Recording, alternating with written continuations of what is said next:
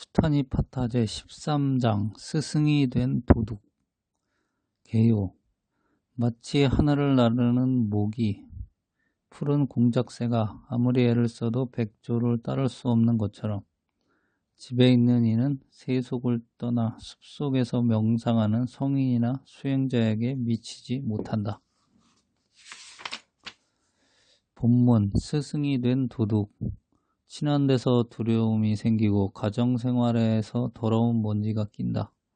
그러니 친교도 없고 가정생활도 하지 않는다는 것이 바로 성인의 생각이다.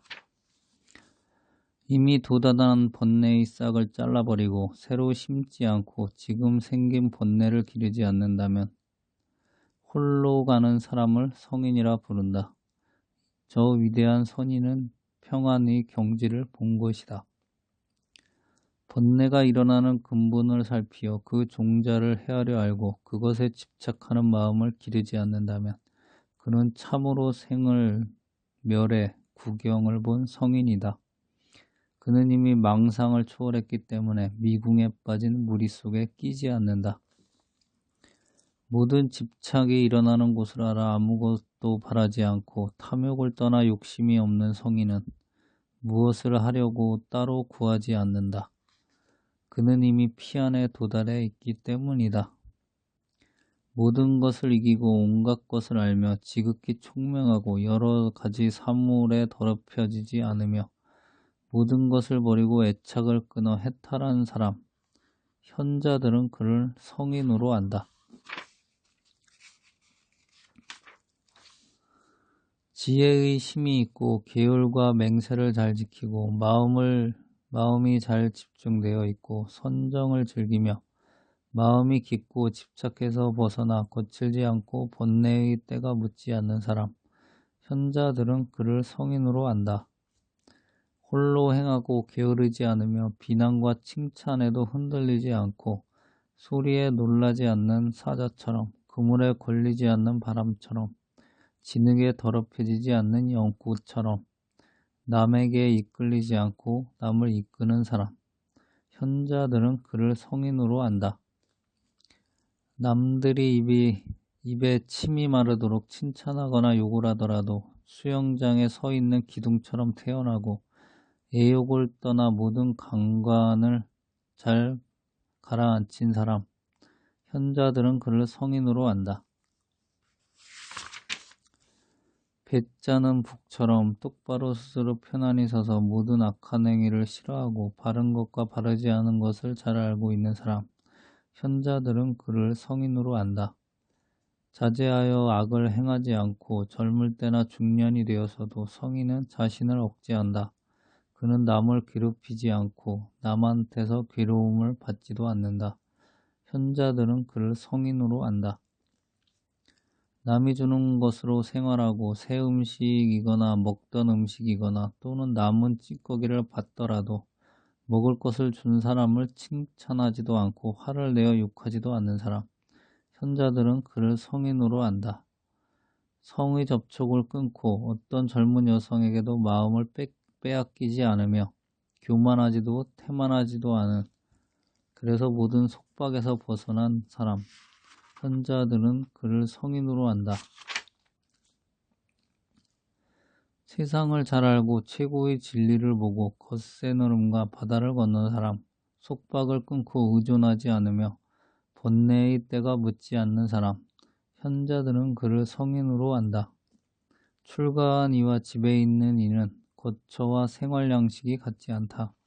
집에 있는 이는 처자를 부양하지만 개를 잘 지키는 이는 무엇을 보아도 내 것이라는 집착이 없다.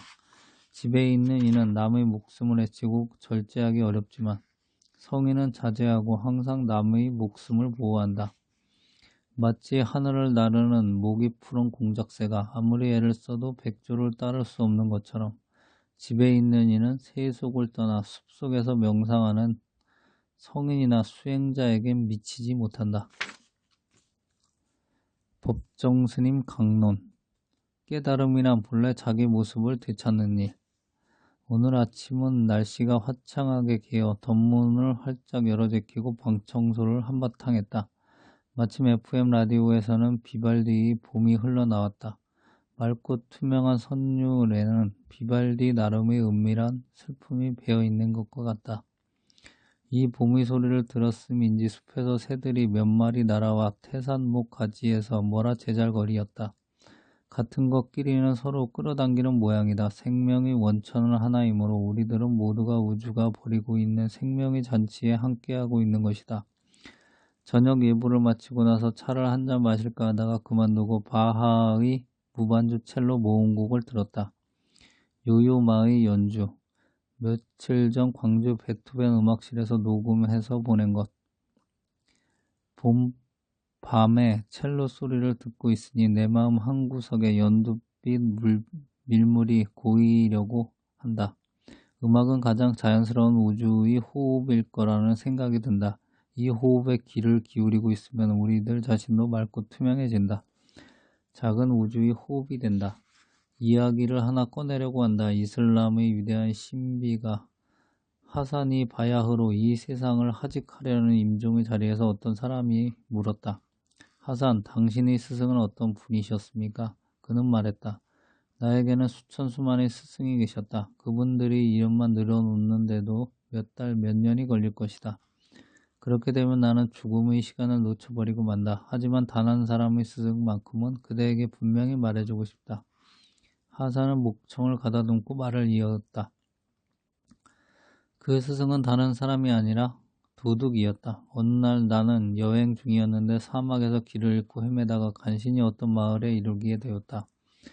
시간이 이미 늦었기 때문에 가게며 집들이 모두 문을 닫고 거리에는 사람 그림자 하나 찾아볼 수 없었다. 그러다가 나는 길모퉁이에서 담에 구멍을 뚫으려고 애쓰는 사람 하나와 마주치게 되었다. 나는 그가 어떤 사람인지도 모르고 하룻밤 머물 곳을 묻자 그는 이렇게 말했다. 이렇게 밤늦은 시간에 어디서 머물 곳을 찾겠소? 당신이 나 같은 도둑과 함께 있는 것이 괜찮다면 우리 집에서 하룻밤 묵어. 또 줬소. 그 도둑은 너무 아름다운 사람이었다. 나는 그날 밤만이 아니라 한 달 동안을 그 도둑과 함께 지냈었다. 밤이 깊어지면 그는 나에게 이렇게 말하곤 했다. 자, 나는 이제 일을 하러 나갑니다. 당신은 여기서 푹 쉬면서 나를 위해 기도해 주시오. 그가 돌아오면 나는 이렇게 물었다. 무엇이라도 훔쳤소? 그는 미소를 지으며 말하곤 했다. 오늘 밤은 실패했소. 하지만 신의 뜻이 그렇다면 내일 밤에 나는 다시 시도해 볼 것이오. 그는 단 한 번도 절망하거나 낙담한 적이 없었다. 언제나 그는 행복에 넘쳤다. 나는 수년 동안 명상과 사색을 계속해 왔으면서도 아무것도 얻은 것이 없었다. 이런 때 나는 번번이 깊은 절망에 빠져 이 모든 어리석은 짓을 그만두어 버리고 싶다는 생각이 간절했다. 그럴 때면 문득 밤마다 이와 같이 말하던 그 도둑이 생각났다. 신의 뜻이정 그렇다면 아마도 내일은 뭔가 소득이 있을 것이요. 성인에 대해서 읽다가 문득 하산이 임종의 자리에서 말한 그의 스승인 도둑 이야기가 떠올라 여기에 소개한 것이다. 도둑이면서도 그는 깊은 신앙을 지니고 있었다. 자기 생각대로 일이 안 풀릴 때는 그는 신의 뜻을 생각하면서 절망하거나 좌절하지 않고 늘 다시 시도한다. 헤아릴 수 없는 많은 스승 중에서도 하필이면 도둑을 유일한 스승으로 임종의 자리에서 상기할 만큼 그에게는 커다란 가마를 끼쳤던 모양이다. 임종의 자리까지 미룰 것도 없이 단 한 사람의 스승을 지칭하라면 우리는 어떤 사람을 떠올릴 것인가? 지금까지 이 풍진 세상을 살아오면서 우리에게 삶의 지표가 되어준 그런 스승을 지니고 있다면 그 인생은 결코 삭막하지 않을 것이다. 우리들이 통상적인 관념으로 볼 때 성인이라고 하면 석가모니, 예수, 공자 혹은 소크라테스 같은 인류의 정신사에 커다란 흔적을 남긴 그런 분들을 연상하기 쉽다. 그러나 이 경에서 이야기를 하고 있는 성인은 그처럼 거창하고 거룩한 인격만을 지칭하는 것이 아니다.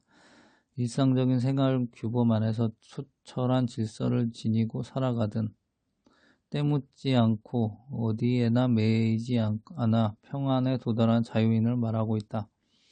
거룩한 인격이기보다는 성숙한 인품을 성인으로 보고 있다. 번뇌건 집착이건 일어나는 근원을 살피어 거기에 물들거나 얽매이지 않으면 사람은 본래부터 지녀온 자신의 천성을 드러낼 수 있다.